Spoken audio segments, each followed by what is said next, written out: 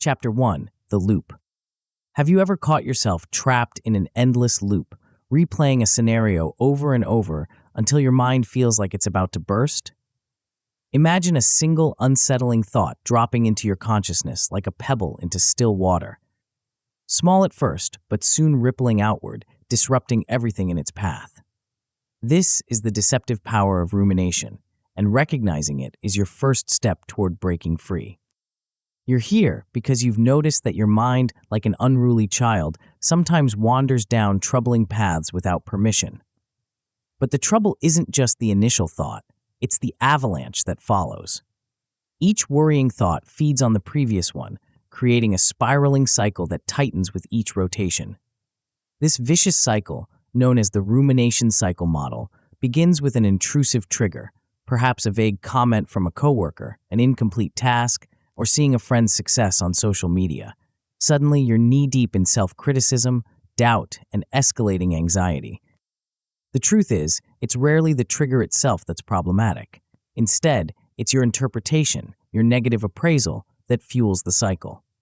Mislabeling an event, mistaking perception for reality, or confusing speculation with facts are subtle yet powerful missteps.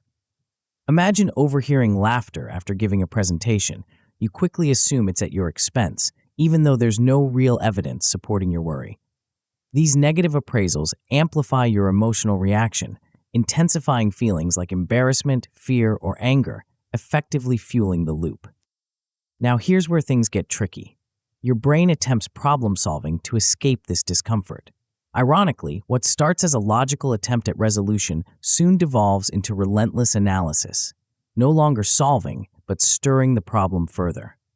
Like tightening the lid on a stubborn jar, each mental revisit only increases tension, clogging your mental bandwidth and diminishing your ability to think clearly.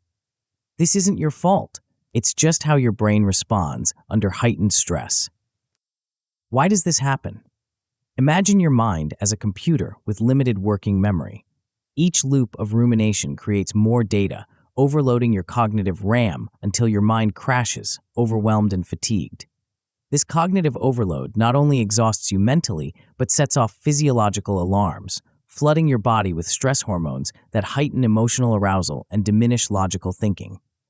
You've probably noticed that when anxiety spikes, reason tends to shrink. Here's a subtle shift that can drastically reduce this spiral's grip.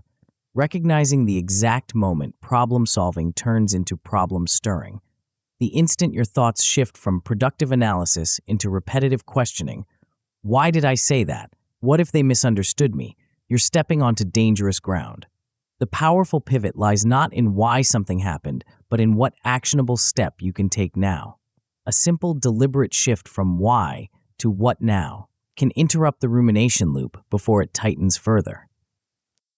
To contain this mental chewing, consider a brief 2-minute ritual designed explicitly to cap rumination. Imagine summarizing the entire situation in just 5 words, forcing your brain to compress the event and stripping it of emotional exaggeration. This deliberate act of cognitive minimalism helps reset your perspective, giving your mind room to breathe again. Yet even with these tactics, every loop has weak points, moments where escape is easiest. Identifying these exit points is crucial. Trigger interruptions, such as a brief environmental change or shifting the conversation, can disrupt the loop before it gains momentum.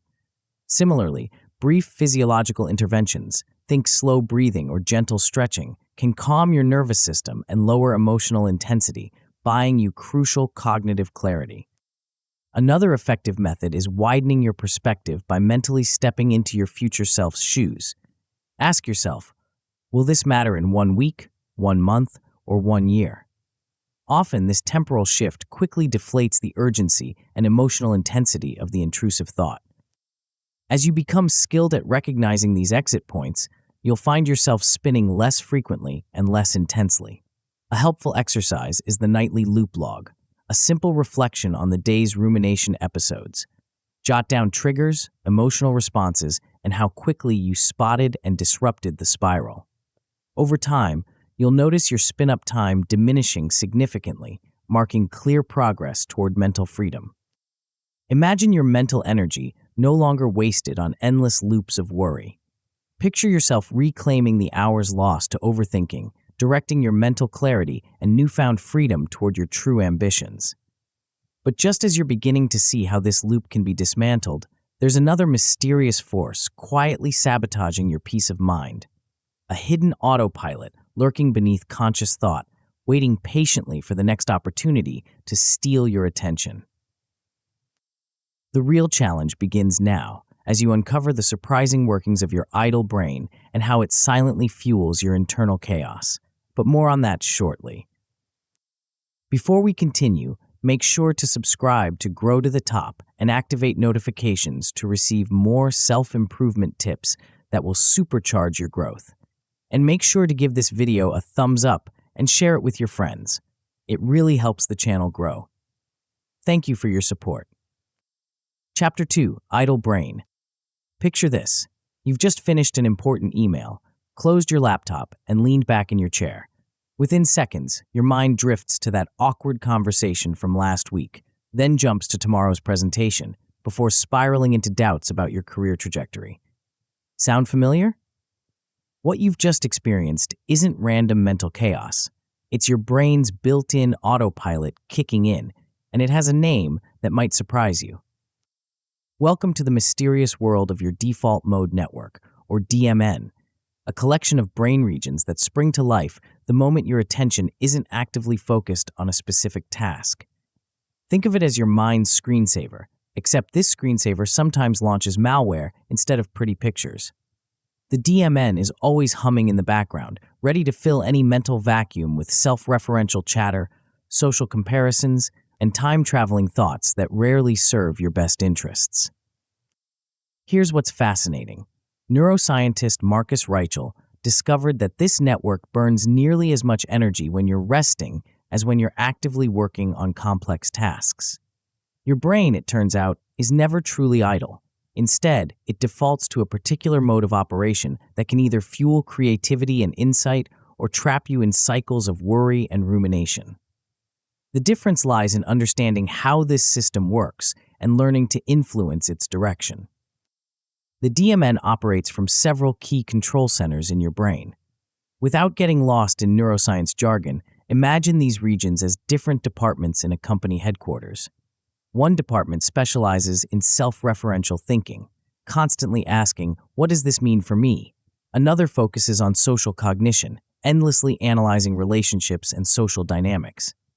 A third department handles mental time travel, pulling you into past regrets or future anxieties. When these departments work together harmoniously, you get valuable self-reflection and creative insights.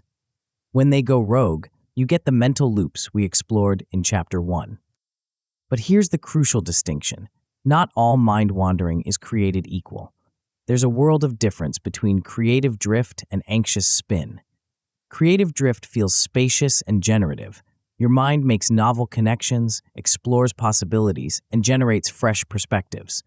Anxious spin, on the other hand, feels tight and repetitive, circling the same concerns without resolution. Learning to recognize this difference is like developing a sixth sense for your mental weather patterns. The sweet spot lies in what we might call the Goldilocks zone of idle thought. Not too structured, not too chaotic, but just right for insight to bloom.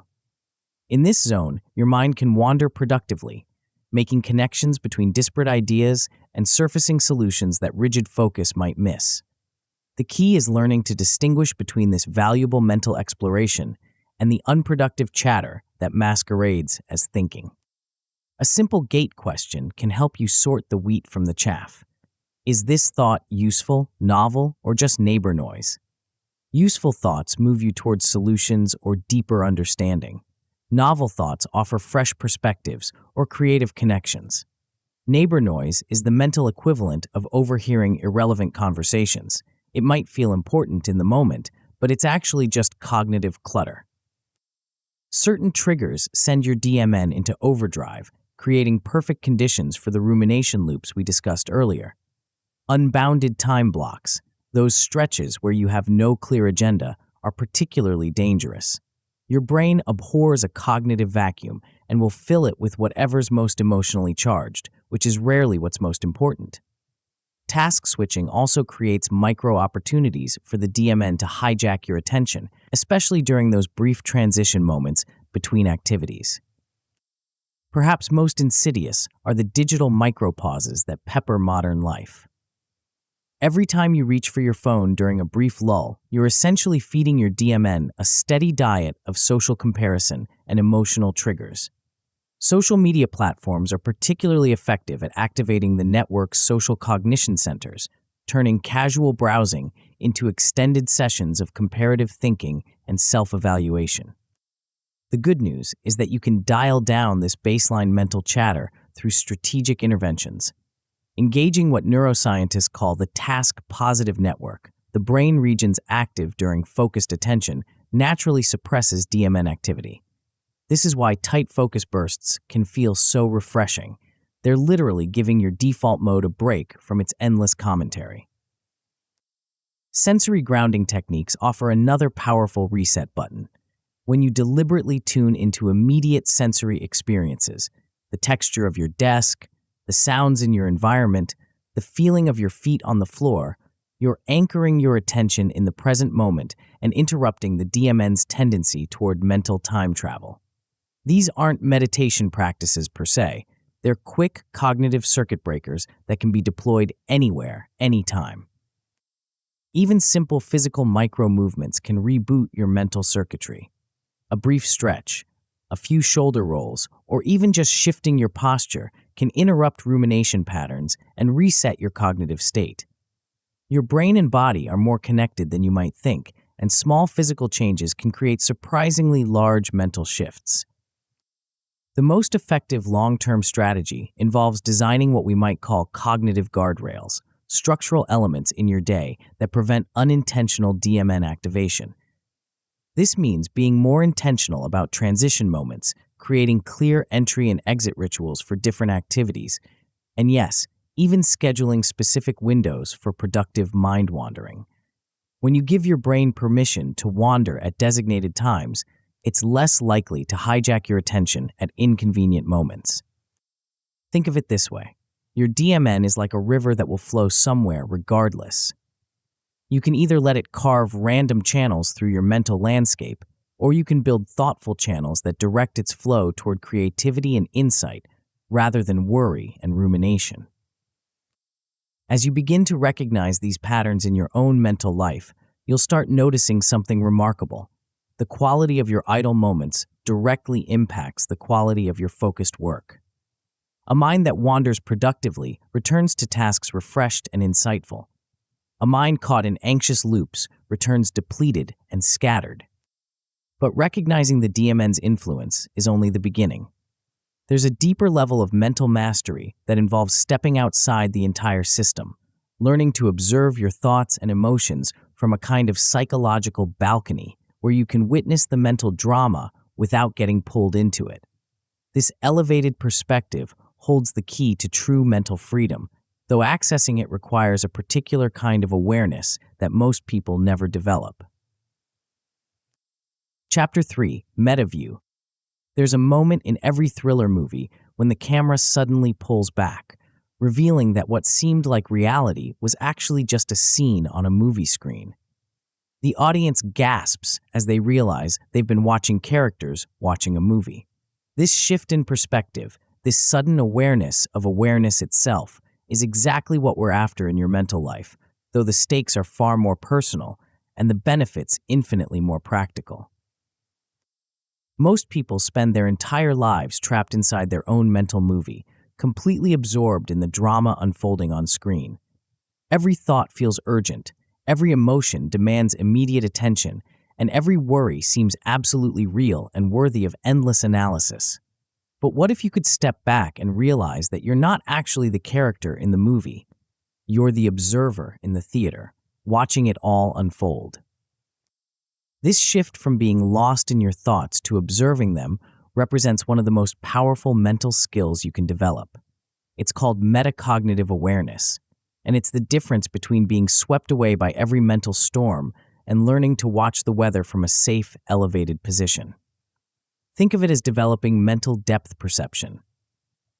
Suddenly, Thoughts that once seemed overwhelming and all-consuming reveal themselves as temporary visitors passing through your consciousness. The problem with our default relationship to thoughts is that we treat them like facts rather than events. When your mind generates the thought, "I'm going to fail this presentation," you don't typically think, "Oh, there's my brain creating a prediction about the future." Instead, you experience it as, "I'm going to fail this presentation," as if it were an established reality rather than one possible scenario among thousands. This over-identification with thought content is like mistaking the actors on screen for real people in your living room. The alternative is what we might call the psychological balcony, an elevated vantage point from which you can observe the entire theater of your mind.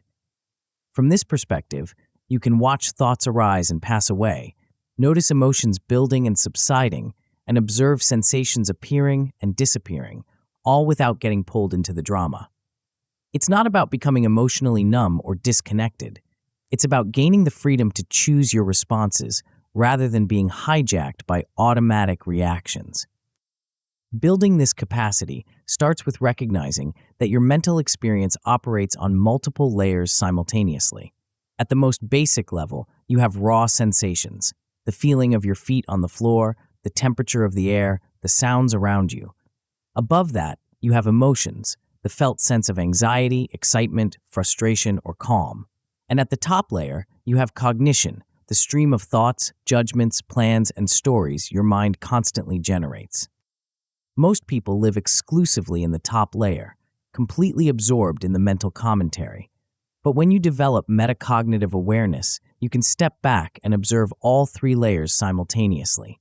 You might notice, there's tension in my shoulders, sensation, I'm feeling anxious, emotion, and my mind is creating stories about everything that could go wrong, cognition. This simple act of labeling what's happening without trying to fix or change it creates immediate distance and reduces the emotional intensity. This label and leave technique is deceptively simple, yet remarkably powerful. When you notice a thought and simply label it as thinking or worrying or planning, you're essentially tagging it as a mental event rather than treating it as reality. It's like putting a frame around a painting. Suddenly, you can see it as an object rather than getting lost in the scene it depicts. Here's where many people get confused. They think this kind of awareness means becoming passive or disconnected from life. Nothing could be further from the truth. Metacognitive awareness actually increases your agency and effectiveness because you're no longer at the mercy of every mental fluctuation. Instead of being reactive, you become responsive. Instead of being driven by unconscious patterns, you gain the space to make conscious choices. You can begin developing this skill with micro-practices that fit seamlessly into your daily routine. The next time you feel tension building, whether from a difficult email, a challenging conversation, or just the general stress of the day, try a simple 60-second reset. Stop what you're doing, drop your attention into your body, and zoom out to observe what's happening across all three layers of your experience. Notice the sensations, name the emotion, and observe the thoughts without getting caught up in their content. Another powerful technique involves shifting how you talk to yourself internally. Instead of thinking, "I'm stressed about this deadline," try, "You're noticing stress about this deadline." This simple shift from first person to second person creates psychological distance and reminds you that you're the observer of the stress, not the stress itself. It's a subtle change that can have profound effects on your emotional regulation. You can also use natural transition points throughout your day as opportunities to check in from the balcony. Every time you switch between tasks, pause for a moment and notice what's happening in your mental space. Are you carrying tension from the previous activity? Is your mind already racing ahead to the next thing? These brief check-ins help you stay connected to your metacognitive awareness rather than getting completely absorbed in the content of your experience. Building this skill into a reliable habit requires linking it to existing routines. Every time you open your email, take a breath and notice your mental state. Before entering meetings, spend a moment observing what thoughts and emotions are present. After challenging conversations, pause to witness what's happening internally without immediately trying to analyze or fix anything. As you develop this capacity, you'll start noticing remarkable changes in how you relate to difficult experiences. Emotions that once felt overwhelming begin to feel more manageable because you're experiencing them from a place of awareness rather than identification. Thoughts that once seemed absolutely true reveal themselves as temporary mental events. The time between trigger and reaction, what psychologists call the choice window, begins to expand, giving you more freedom to respond skillfully rather than react automatically. The ultimate goal isn't to eliminate difficult thoughts and emotions. That's neither possible nor desirable. Instead, it's to develop such a stable connection to your observing awareness that you can remain centered and responsive even when your mental weather gets stormy. You begin to realize that you are not your thoughts, you are not your emotions, and you are certainly not the stories your mind tells about what everything means. But here's where things get really interesting. Once you can observe your thoughts clearly, you discover that many of them aren't nearly as solid or important as they seemed when you were trapped inside them. In fact, there are specific techniques for loosening their grip entirely, allowing them to pass through your awareness like clouds drifting across an open sky. The art of letting thoughts come and go without getting hooked by their content opens up an entirely new dimension of mental freedom. Chapter 4: Unhooking.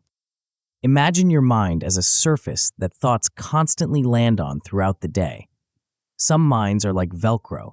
Every thought that touches them sticks, accumulates, and becomes increasingly difficult to remove. Other minds are like Teflon. Thoughts slide right off, leaving the surface clean and ready for whatever comes next. The difference isn't in the quality or quantity of thoughts that arrive, it's in how the surface responds to contact. Most people assume they have a Velcro mind by nature, destined to wrestle with every troubling thought that appears. But here's what's remarkable. You can actually change the texture of your mental surface. You can learn to let thoughts come and go without getting hooked by their content, no matter how compelling or urgent they seem in the moment. The secret lies in understanding why some thoughts stick while others slide away naturally. It's not about the thoughts themselves, it's about how literally you take them. When your mind generates the thought, "I'm a failure," you have two options. You can treat it as an accurate description of reality, or you can recognize it as a collection of words your brain happened to string together. The first approach creates immediate emotional distress and often leads to rumination. The second approach allows the thought to pass through your awareness like a cloud drifting across the sky. This is where language becomes either your greatest ally or your most dangerous enemy. Words are incredibly powerful tools for communication and thinking, but they can also become mental glue when we forget that they're just symbols pointing to experiences rather than the experiences themselves. When you think, "I'm anxious," you're not actually describing a fixed state of being. You're creating a linguistic representation of a temporary internal experience. But most people collapse the distinction between the map and the territory, treating their thoughts as if they were reality itself. Picture a snowball rolling down a hill, gathering more snow with each rotation until it becomes an unstoppable force. This is what happens when you take a thought literally and begin building on it. One small worry becomes a catastrophic scenario. One self-critical thought becomes a comprehensive character assassination. One doubt becomes a complete crisis of confidence. The initial thought might have been tiny and manageable, but your literal relationship to it allowed it to accumulate mass and momentum. The alternative is learning to change your relationship to thoughts without trying to change the thoughts themselves. This process, known as cognitive diffusion, involves creating psychological distance between yourself and your mental content. Instead of being fused with your thoughts, experiencing them as true and important, you learn to diffuse from them, experiencing them as temporary mental events that don't require your belief or engagement. One of the simplest yet most effective techniques involves adding a small phrase before troubling thoughts. I'm having the thought that. So instead of, I'm going to embarrass myself in this presentation, you think, I'm having the thought that I'm going to embarrass myself in this presentation. This tiny linguistic shift creates immediate distance and reminds you that you're observing a mental event rather than confronting an established fact. But you can take this even further by playing with how you experience the thought itself. Try hearing that same worried thought in a cartoon character's voice. Suddenly, it's hard to take seriously. Imagine it sung as an opera, complete with dramatic flourishes. Picture it spoken by a robot with mechanical intonation. These playful alterations don't change the content of the thought, but they completely transform your relationship to it. The thought becomes something you're observing and even enjoying, rather than something that's controlling your emotional state. Another powerful approach involves spatial distancing. Instead of experiencing troubling thoughts as happening inside your head, imagine placing them 3 feet in front of you. Visualize the words floating in space, where you can see them clearly, but they can't overwhelm you. This simple shift in perspective can dramatically reduce a thought's emotional impact while maintaining your ability to evaluate its usefulness. The beauty of these techniques is that they can be seamlessly integrated into even the busiest schedule. During a tense meeting, you can silently add, I'm having the thought that, to whatever worry arises. You can place small sticky notes on your laptop as visual reminders that thoughts are just words. You might even change your phone wallpaper to a simple phrase like just words to cue yourself throughout the day. The goal isn't to eliminate difficult thoughts. That's neither possible nor necessary. Instead, you're learning to change the context in which thoughts appear. Rather than seeing yourself as someone who has anxious thoughts, you begin to see yourself as someone who notices when anxious thoughts arise. This shift from content to context, from being the thinker to being the observer of thinking, fundamentally changes your relationship to your entire mental experience. As you practice these techniques, you'll start to notice something remarkable. Thoughts that once seemed absolutely true and urgent begin to lose their grip on your attention. A thought that might have triggered hours of rumination now passes through your awareness in seconds. This isn't because you've become emotionally numb or disconnected. It's because you've developed the skill of unhooking from mental content that doesn't serve you. You can track this progress by rating the believability of troubling thoughts on a scale from 0 to 10, both before and after applying diffusion techniques. Most people are surprised to discover how quickly a thought's believability can drop when they change their relationship to it. A worry that felt completely true and important at level 8 might drop to a 3 or 4 after just a few moments of playful diffusion. It's important to understand that this isn't about suppressing or fighting thoughts. Suppression actually increases the frequency and intensity of unwanted thoughts. It's like trying to hold a beach ball underwater. Diffusion, on the other hand, is more like letting the beach ball float on the surface where you can see it clearly, but it's not causing any struggle. The thought is still there, but it's no longer controlling your emotional state or behavior. Keep the process light and playful. The moment you start taking diffusion techniques too seriously, you've missed the point entirely. The goal is to develop a more flexible, curious relationship with your mental content, rather than adding another layer of effortful control. Some days the techniques will work beautifully, other days they might feel less effective, and that's perfectly normal. What you're really developing is the capacity to step back from the literal content of your thoughts and recognize them as temporary mental events rather than permanent truths about yourself or your situation. This skill becomes the foundation for everything else we'll explore, because once you can unhook from thoughts, you gain the freedom to direct your attention toward what actually matters. But even as you master the art of letting thoughts slide by, there's still the question of why certain types of thoughts keep showing up in the first place. Some thoughts seem to have a particularly sticky quality, appearing again and again despite your best efforts to let them go. These persistent mental visitors have a name, and understanding their true nature reveals why they've been so difficult to shake. Chapter 5. Thought Bugs. Have you ever noticed how certain thoughts seem to appear in your mind with lightning speed, almost as if they were lying in wait for the perfect moment to strike? One second you're feeling confident about a presentation, and the next second, faster than you can blink, your mind delivers a swift judgment. You're going to mess this up. These aren't random thoughts that drift in slowly. They're more like digital pop-ups that appear instantly, often catching you completely off guard. Welcome to the world of automatic negative thoughts, or as we'll call them, ants. These mental creatures have been crawling around in human consciousness for millennia, but only recently have we begun to understand their true nature and how to deal with them effectively. Unlike the thoughts we explored in previous chapters, ants have a particularly insidious quality. They masquerade as facts rather than revealing themselves as opinions. The speed at which ants appear is truly remarkable.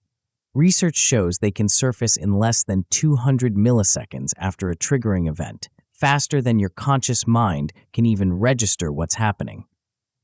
This micro-latency explains why they feel so automatic and believable. By the time you're aware of thinking, the ant has already delivered its payload of negativity and begun influencing your emotional state. Picture this scenario. You walk into a room and notice two colleagues stop talking and glance in your direction. In the split second before your rational mind can process what's happening, an ant has already scurried in with its interpretation. They were talking about me, or they don't want me here. This happens so quickly that most people never catch the transition from sensory input to story creation. They experience the interpretation as if it were part of the original perception itself.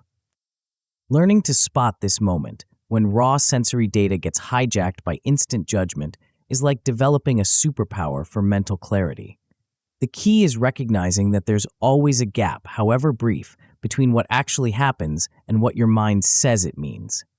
In that gap lies your freedom, but first you have to learn to see it. Ants come in several distinct varieties, each with its own signature style of distortion. The all-or-nothing ant sees everything in black and white extremes. You're either perfect or a complete failure. People either love you or hate you. Situations are either wonderful or terrible. This particular species thrives on eliminating nuance and complexity, reducing the rich spectrum of human experience to simple binary choices. Then there's the mind reader ant, which claims to know exactly what others are thinking about you, usually something unflattering. This creature is remarkably confident in its psychic abilities, delivering definitive statements about other people's internal states despite having zero actual evidence. "She thinks I'm incompetent," it whispers, as if it had direct access to someone else's consciousness. The fortune teller ant specializes in predicting doom, offering detailed prophecies about how things will inevitably go wrong. Unlike healthy planning or risk assessment, this ant's predictions are always negative and presented as certainties rather than possibilities. "This project will definitely fail," it announces, closing off any consideration of positive outcomes. Perhaps most destructive is the comparison ant, which constantly measures your life against others and somehow always finds you lacking. This species has been particularly well fed by social media, where it can feast on an endless buffet of other people's highlight reels. "Everyone else has it figured out," it concludes, conveniently ignoring the fact that you're comparing your internal experience to others' external presentations. These ants don't appear randomly. They emerge from deeper soil in your mental landscape. Think of them as symptoms of underlying belief systems that were formed early in life through various experiences of success, failure, acceptance, and rejection. If you developed a core belief that "I'm not good enough," your mind will generate ants that confirm this belief, filtering reality through this lens and highlighting evidence that supports the predetermined conclusion. The fascinating thing about ants is that simply naming them begins to weaken their power. When you catch yourself thinking, "I always mess things up," and recognize it as an all-or-nothing ant, something shifts immediately. The thought doesn't disappear, but it loses some of its authority. You begin to see it as a predictable mental pattern rather than an accurate assessment of reality. This is where the name, frame, reclaim approach becomes invaluable. First, you name the ant species you've encountered. Then you frame it properly as a thought pattern rather than a fact. Finally, you reclaim your mental space by choosing a more balanced perspective. The entire process can happen in under 60 seconds, making it practical for real-world application. Speed is crucial when dealing with ants because they work best when they go unnoticed. The longer they have to establish themselves in your consciousness, the more believable they become.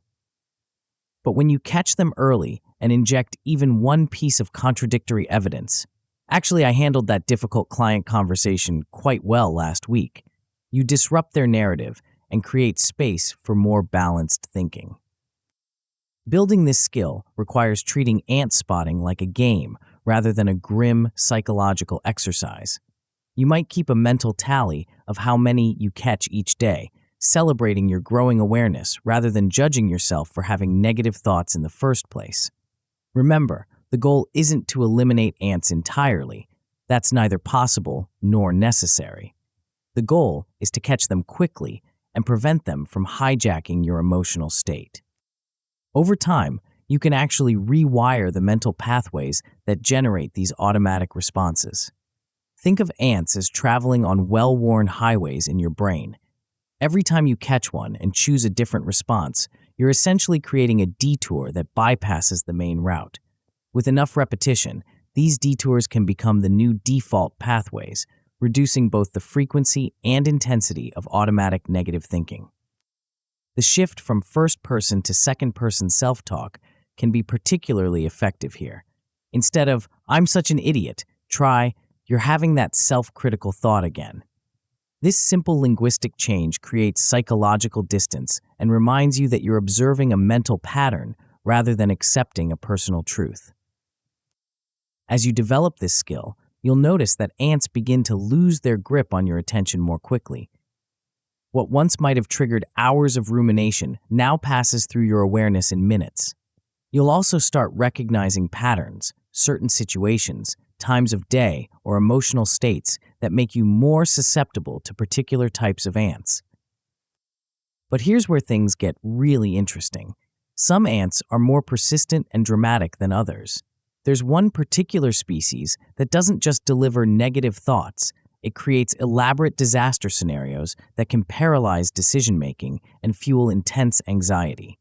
These aren't just pessimistic predictions, they're full-blown mental catastrophes that feel absolutely real in the moment. Understanding how these dramatic thought patterns operate requires us to explore the fascinating world of worst-case thinking. Chapter 6, Worst Case. Your brain has a peculiar obsession with horror movies, except these aren't the kind you watch for entertainment. They're the terrifying mental previews it creates about your future. Right now, somewhere in the depths of your mind, there's a tireless director crafting elaborate disaster scenarios about everything from tomorrow's meeting to next year's career prospects. These aren't just fleeting worries, they're full-production mental films complete with vivid details, emotional soundtracks, and endings that would make Stephen King proud. This tendency to imagine the worst possible outcomes isn't a character flaw or a sign of weakness. It's actually an ancient survival mechanism that once kept our ancestors alive. The problem is that this system, designed for life-or-death situations involving actual predators, now treats a delayed email response like an approaching saber-toothed tiger. Your brain would rather have you prepare for 99 disasters that never happen than miss the one that might actually occur. Think of your mind as having an internal weather forecaster, but one with a serious bias toward predicting storms. This mental meteorologist doesn't just predict rain, it forecasts hurricanes, tornadoes, and apocalyptic floods, often based on the flimsiest evidence. A single cloud in the sky becomes a Category 5 hurricane heading straight for your life. The forecast is always dramatic, always urgent, and almost always wrong. This catastrophizing bias operates on a simple but flawed principle. It's better to overestimate danger than to underestimate it. From an evolutionary perspective, this makes perfect sense. The cost of missing a real threat, becoming lunch for a predator, far outweighed the cost of false alarms, wasted energy running from shadows. But in modern life, this same mechanism creates a constant state of psychological emergency over situations that pose no real threat to your survival. What makes catastrophic thinking so convincing is how detailed and specific these mental scenarios become. Your brain doesn't just tell you something bad might happen. It creates elaborate narratives, complete with dialogue, consequences, and cascading failures. You don't just imagine failing a presentation. You envision the exact moment of humiliation, the disappointed faces of colleagues, the career implications, and the long-term damage to your reputation.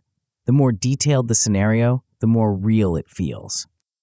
The key to deflating these mental balloons lies in understanding that vividness doesn't equal validity.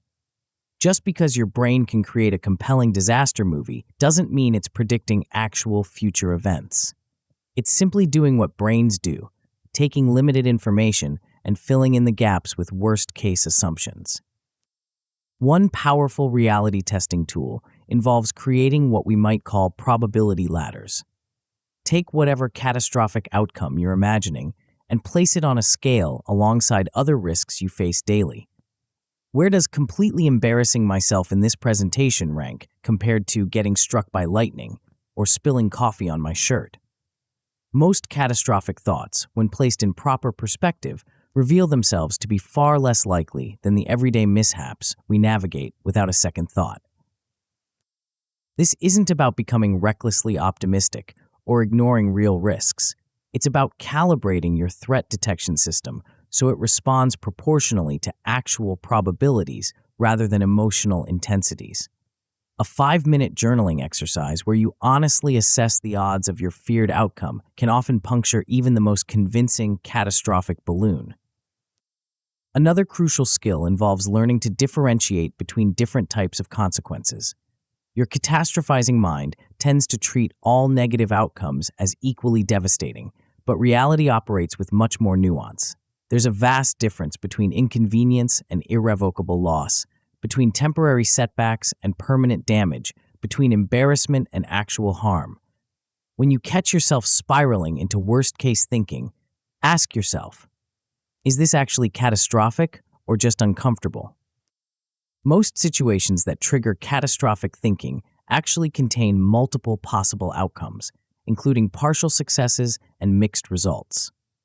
Your brain's disaster director tends to focus exclusively on total failure, while ignoring the more likely scenarios where things go reasonably well, or where problems are manageable and recoverable.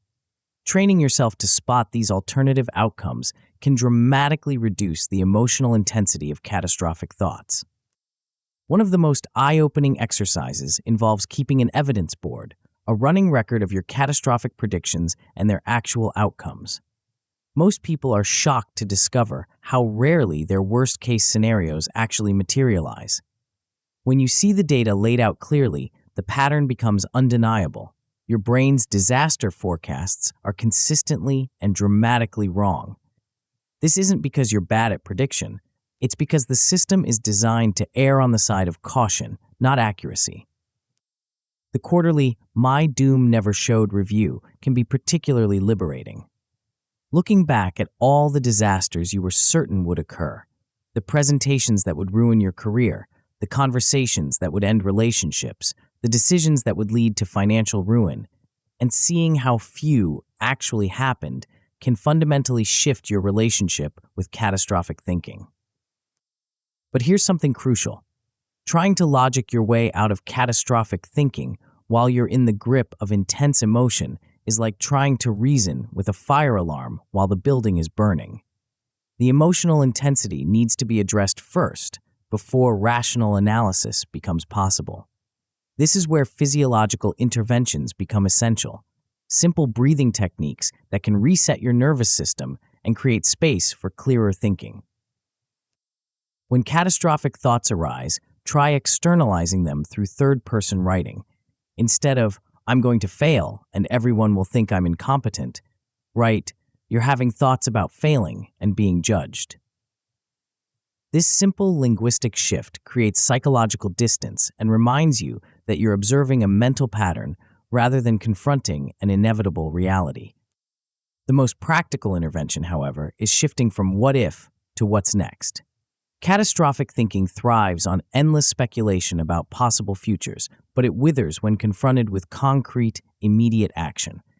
Instead of spiraling through disaster scenarios, identify the smallest possible next step you can take to address the situation constructively. This shift from speculation to action often reveals that the situation is far more manageable than your catastrophic mind suggested. As you develop these skills, you'll notice your relationship with uncertainty beginning to change. Instead of uncertainty triggering elaborate disaster scenarios, it starts to feel more like an open question with multiple possible answers. The time between catastrophic thought and emotional escalation begins to stretch, giving you more opportunities to intervene before the spiral gains momentum. You'll also start recognizing the early warning signs of catastrophic thinking, the subtle shift in your mental weather that precedes the storm. This early detection system becomes invaluable because it's much easier to deflate a catastrophic thought when it's just beginning to form than after it's become a full-blown mental hurricane. But even as you master the art of reality testing your worst-case scenarios, there's still the matter of what happens in your body when these thoughts arise. Your nervous system doesn't distinguish between imagined disasters and real ones. It responds to both with the same flood of stress hormones and physiological changes. Learning to calm this biological storm is essential for complete mental freedom, and it requires understanding a hidden control system that most people never learn to access. Chapter 7, Calm Circuit. Hidden within your body lies a secret control system that most people never learn to access. A biological brake pedal that can instantly shift you from stress to serenity, from mental chaos to crystalline clarity. This isn't some mystical concept or New Age fantasy. It's a measurable, scientifically validated network that's been quietly operating in the background of your life since birth, waiting for you to discover how to use it intentionally. Every time your mind spirals into overthinking, your body responds as if you're facing a genuine threat. Your heart rate spikes, stress hormones flood your system, and your breathing becomes shallow and rapid. This physiological storm doesn't distinguish between a saber-toothed tiger and a difficult email. It treats both as emergencies requiring immediate action. But what if you could flip a switch and reverse this entire cascade within minutes? The key lies in understanding that your nervous system operates like a seesaw, with two primary modes constantly competing for control. On one side is your sympathetic nervous system, the accelerator that revs you up for action, flooding your body with energy and alertness. On the other side is your parasympathetic nervous system, the brake that slows everything down, promoting rest, recovery, and calm clarity. Most people live their entire lives at the mercy of whichever system happens to be dominant at any given moment, never realizing they can consciously influence this balance. At the center of this calm circuit is a remarkable nerve called the vagus, the longest cranial nerve in your body, stretching from your brainstem down through your chest and into your abdomen.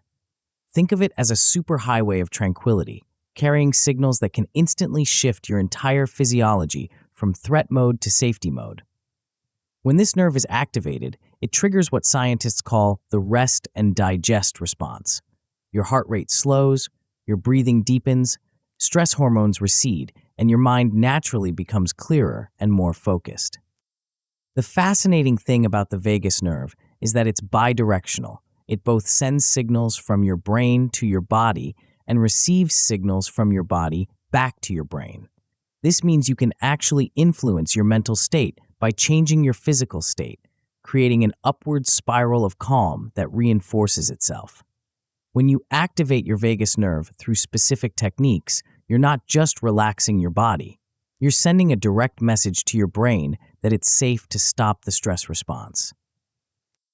One of the most powerful ways to activate this calm circuit is through what researchers call resonance breathing, a specific rhythm that creates optimal communication between your heart and brain. Your natural breathing rate is probably somewhere between 12 and 20 breaths per minute, but when you slow this down to around 5.5 to 6 breaths per minute, something remarkable happens. Your heart rate variability increases dramatically, indicating that your vagus nerve is becoming more active and your nervous system is shifting into a more balanced, resilient state. The secret isn't just breathing slowly, it's breathing with the right rhythm and emphasis. When you make your exhales longer than your inhales, you're essentially pressing the brake pedal on your stress response. Try breathing in for a count of 4, then breathing out for a count of 6 or 7. This exhale-weighted pattern sends a clear signal to your nervous system that there's no emergency, no threat requiring immediate action. Within just a few minutes of this type of breathing, you can measurably shift your physiology from stress to calm. But breathing isn't the only way to access this hidden control system. Your body has several other built-in triggers that can activate the calm circuit almost instantly. One of the most surprising involves exposing your face to cold water or cool air. This triggers what's called the dive reflex, an ancient mammalian response that immediately slows your heart rate and shifts you into a more parasympathetic state. You don't need to plunge into an ice bath. Simply splashing cool water on your forehead and cheeks or holding a cold pack against your face for 30 seconds can trigger this response. There's also a specific pressure point on your wrist, right where you can feel your pulse, that can help activate the calm circuit. Gentle pressure here for about 60 seconds can stimulate vagal activity and promote relaxation. It's like having a reset button hidden in plain sight, available whenever you need to shift gears from stress to calm. Movement, too, can be a powerful ally in activating your calm circuit, but not the kind of intense exercise you might expect. Brief isometric holds, where you create tension in your muscles for 60 to 90 seconds and then release, can actually help burn off excess adrenaline and shift your nervous system toward relaxation. Something as simple as pressing your palms together firmly for 90 seconds, then releasing, can create a noticeable shift in your mental state. The beauty of these techniques is that they can be seamlessly integrated into your daily routine without anyone noticing. You can practice resonance breathing during meetings, use the cold water technique during bathroom breaks, or apply wrist pressure while sitting at your desk. These aren't time-consuming practices that require special equipment or perfect conditions. They're portable tools that work anywhere, anytime. Building these techniques into your daily rhythm creates what we might call a calm foundation, a baseline level of nervous system resilience that makes you less reactive to stress and more capable of clear thinking under pressure. A brief morning breathing session can set the tone for your entire day. A quick, calm circuit activation before important conversations can help you show up more centered and effective. An evening wind-down routine can help your nervous system transition from the day's activities to restorative rest. What's particularly encouraging is that these changes are measurable. Heart rate variability, the subtle variations in the timing between heartbeats, serves as a real-time indicator of how well your calm circuit is functioning. Many wearable devices now track this metric, giving you immediate feedback on how your nervous system is responding to different techniques and situations. As you begin experimenting with these approaches, you'll likely notice that your relationship with stress starts to change. Instead of feeling like a victim of your body's stress responses, you begin to feel like you have some control over your internal state. Situations that once triggered immediate anxiety might still create some tension, but you'll have tools to address it before it spirals out of control. The real power emerges when you realize that calming your nervous system isn't just about feeling better in the moment. It's about creating the optimal conditions for clear thinking, creative problem solving, and effective decision making. When your calm circuit is active, your prefrontal cortex, the brain region responsible for executive function, operates more efficiently, giving you access to your best thinking. But even as you master the art of physiological calm, there's still the challenge of what to do with all the mental clutter that accumulates throughout the day. Your mind, like a computer, has limited processing capacity, and when it gets overloaded with thoughts, worries, and mental to-do lists, even the calmest nervous system can't compensate for cognitive overwhelm. The solution lies in learning to externalize your thinking, creating space in your mental hard drive for what truly matters. Chapter 8. Brain Dump. Imagine your mind as a whiteboard that you use for all your thinking, planning, and problem solving. Now picture that whiteboard covered with sticky notes, reminders about upcoming deadlines, fragments of conversations you need to have, worries about projects, half-formed ideas, and mental to-do lists that seem to multiply by the hour. At some point, there's simply no room left to write anything new. When someone asks you to solve a complex problem or make an important decision, you find yourself staring at a cluttered surface with no space for fresh thinking. This is the hidden crisis of modern mental life: cognitive overload masquerading as productivity. Your working memory, the mental workspace where conscious thinking happens, has severe limitations that most people never recognize until they're already overwhelmed.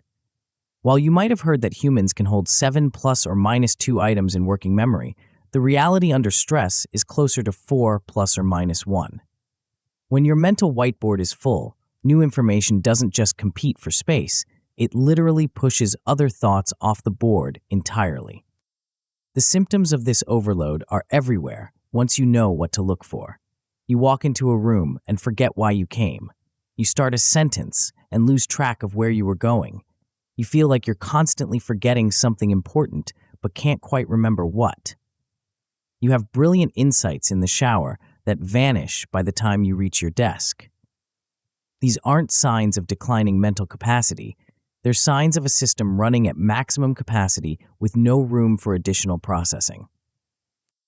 But here's what's fascinating.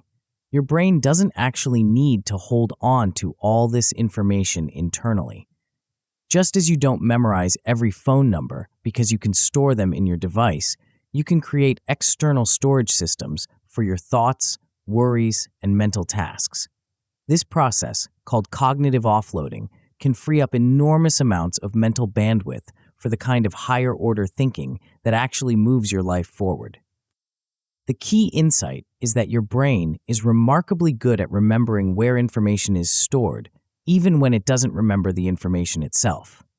When you externalize a thought or worry by writing it down, your mind can let go of actively holding that information while maintaining a mental bookmark to its location. It's like having a personal assistant who keeps track of all the details while you focus on the big picture. Creating effective dump zones requires understanding the difference between temporary parking and permanent storage. Some thoughts just need to be captured quickly so they stop cycling through your mind. These can go into simple lists or voice notes. Other thoughts represent ongoing concerns or projects that need more structured organization. The goal isn't to create a perfect filing system.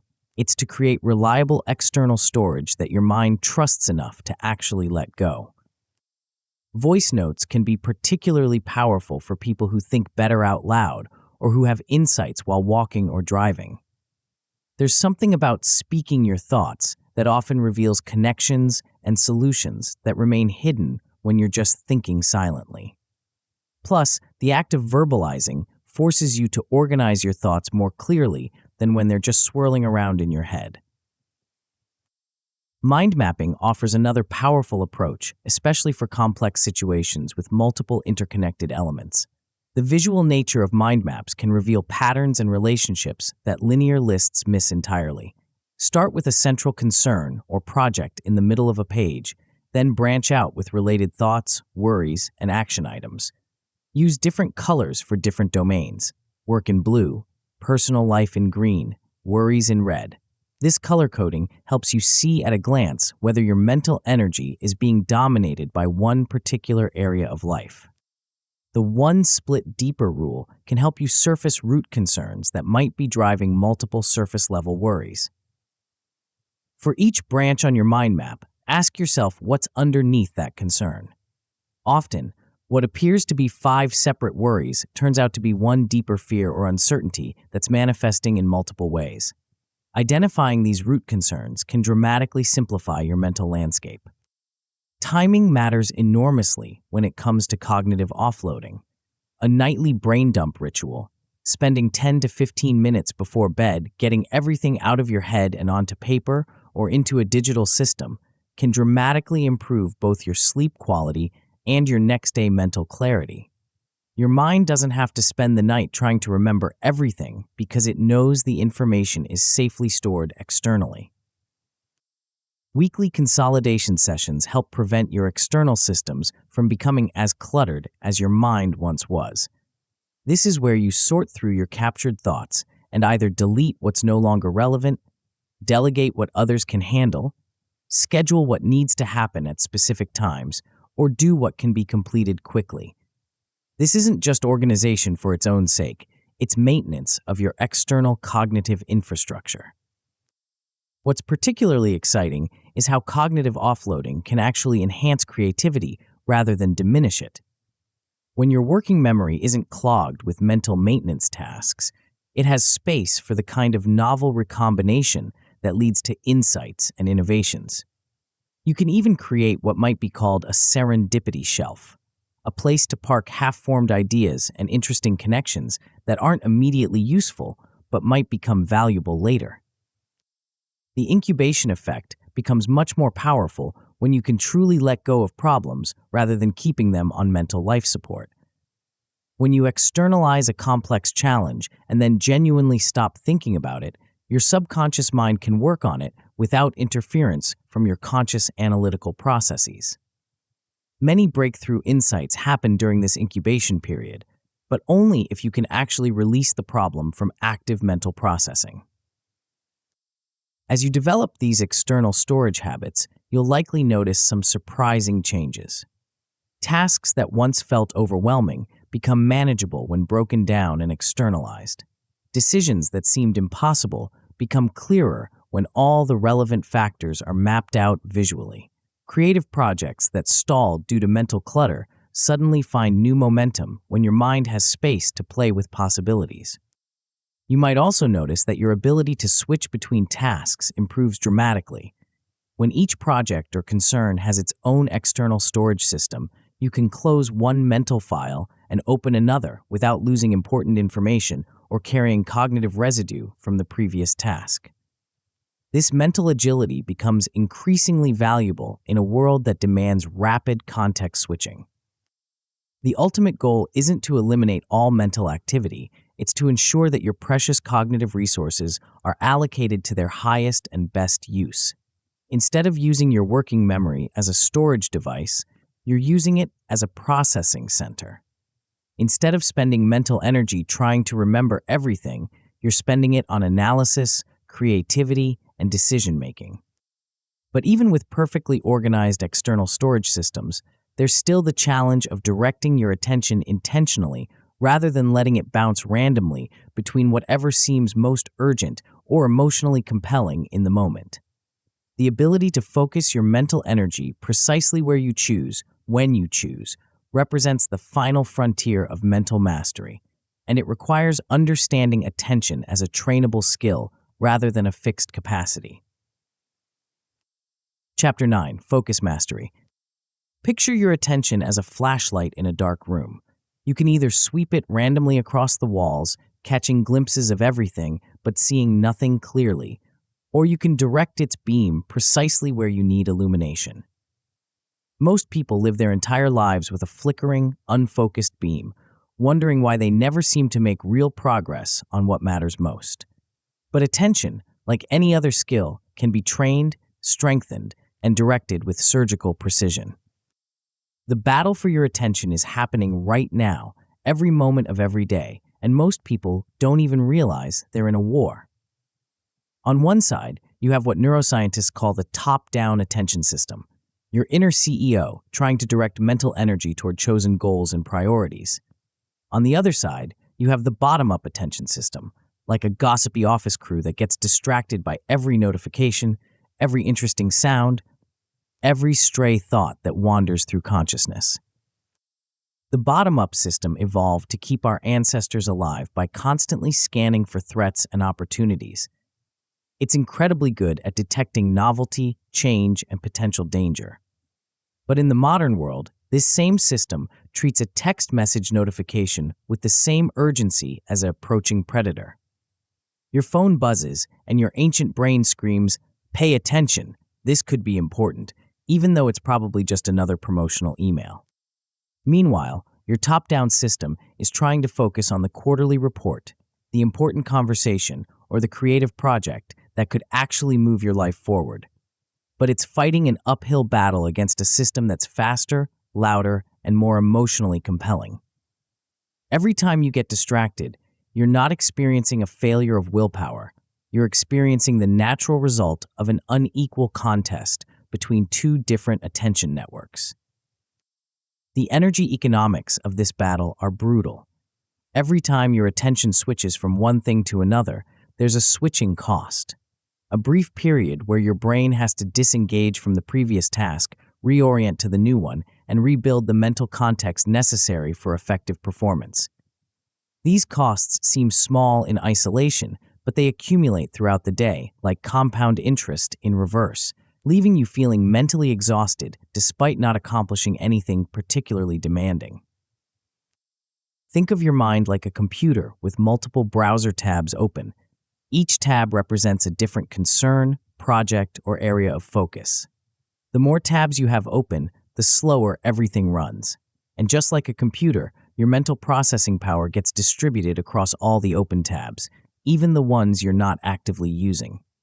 That unfinished conversation from this morning, the project deadline next week, the personal issue you've been avoiding, they're all running in the background, consuming mental resources even when you're trying to focus on something else.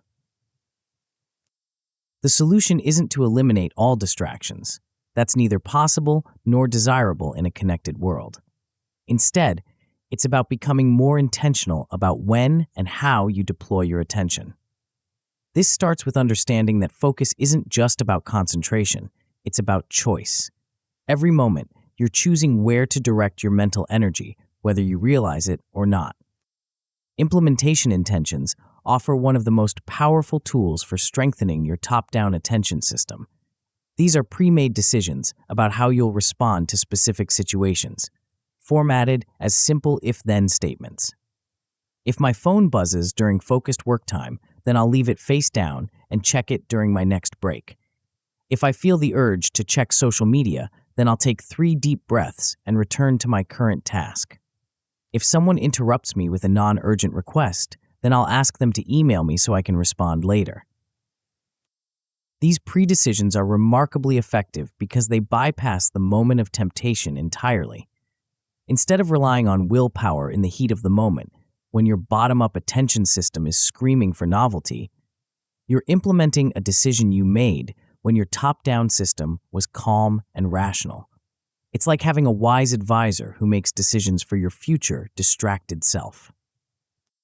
Single-task sprints represent another powerful approach to attention training. Instead of trying to maintain focus for hours at a time, you work in concentrated bursts with clear beginnings and endings. Some people thrive on 25-minute work periods followed by 5-minute breaks. Others prefer 52 minutes of work followed by 17 minutes of rest. The specific timing matters less than finding a rhythm that allows you to sustain high-quality attention without burning out. The key to making these sprints effective is reducing what we might call task initiation friction, the mental resistance you feel when starting something challenging or complex. One powerful technique is the 5-minute foothold, where you commit to working on something for just 5 minutes with no expectation of completing it. This tiny commitment often overcomes the initial resistance, and once you're engaged, momentum naturally carries you forward. Equally important is having a clear end cap ritual that signals the completion of each focused session. This might be as simple as writing down where you stopped and what you'll do next, or taking a moment to acknowledge what you accomplished. Without this closure, your mind tends to carry cognitive residue from one task into the next, contaminating your attention even during breaks. Attentional anchors provide quick reset tools for moments when your focus starts to drift. These are simple, portable techniques that can bring your attention back to the present moment without requiring significant time or effort. Counting backward from 10 while focusing on your breath can recenter a scattered mind in less than 30 seconds. Having a small object with interesting texture, a smooth stone, a piece of fabric, a textured coin, gives you something concrete to focus on when your thoughts start spiraling. Visual horizon breaks can be particularly effective for people who spend long hours looking at screens. Simply looking out a window at the most distant object you can see, or stepping outside and focusing on the horizon, can reset both your visual system and your attention networks. This isn't just about resting your eyes, it's about giving your mind a moment of spaciousness that can restore focus and clarity. Your digital environment plays a crucial role in determining whether your attention serves your goals or gets hijacked by algorithmic manipulation. App developers employ teams of neuroscientists and behavioral economists to make their products as attention-grabbing as possible. Every notification, every red badge, every infinite scroll is designed to capture and hold your mental energy. Fighting this with willpower alone is like trying to diet while living in a candy store. Instead, engineer your environment to support focused attention. Batch your notifications so they arrive at designated times rather than constantly throughout the day. Create a home screen with zero distracting apps, keeping only essential tools visible. Set up dedicated folders for deep work applications, making it easier to access what supports your goals and harder to access what undermines them. But here's the crucial insight. You also need to satisfy your brain's natural craving for novelty and stimulation. Instead of trying to eliminate this entirely, schedule specific times for what we might call scatter time, periods when you're free to browse, explore, and follow your curiosity wherever it leads. When your brain knows it will get its novelty fix at designated times, it's much more willing to focus during work periods. As you develop these attention skills, tracking your progress becomes essential for maintaining motivation and identifying patterns. A simple daily scorecard where you rate your time on target can reveal trends and help you optimize your approach.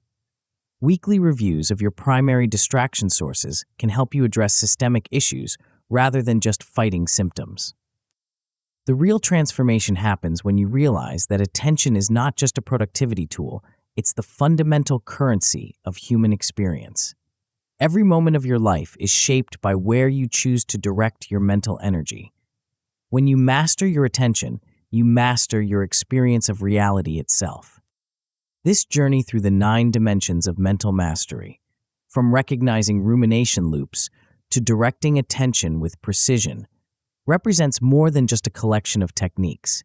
It's a complete operating system upgrade for your mind. You now possess the tools to break free from the mental patterns that once held you captive, to calm the physiological storms that once overwhelmed you, and to direct your cognitive resources toward what truly matters. But perhaps the most profound realization is this: you are not your thoughts, you are not your emotions, and you are not the stories your mind tells about what everything means. You are the aware presence that observes all of these phenomena, and from that place of awareness, you have far more choice and power than you ever imagined. The overthinking that once felt like an insurmountable problem now reveals itself as simply mental weather, sometimes stormy, sometimes calm, but always temporary and always changeable. You've learned to step back from the drama, to witness the patterns without getting caught in them, and to respond rather than react. This is your new reality, a mind that serves your highest aspirations rather than sabotaging them, a nervous system that supports your goals rather than undermining them, and an attention that cuts through mental noise to focus on what truly matters. The loop has been broken. You can breathe again. And in that breath, in that space of clarity and calm, lies infinite possibility. But here's what most people discover once they've mastered their mental clarity. Having a calm, focused mind is only half the equation. Without a strategic framework to channel that newfound mental energy, even the clearest thinking can lead to scattered efforts and unrealized potential. The difference between those who achieve their biggest ambitions and those who remain stuck isn't just mental mastery, it's knowing how to systematically transform vision into reality. There's a specific art to mapping goals into actionable plans that compound over time. The complete system for turning your clearest thinking into your greatest achievements is revealed in the audiobook, Strategic Planning, The Art of Mapping Goals into Reality. Tap the center of the video now to continue your transformation journey.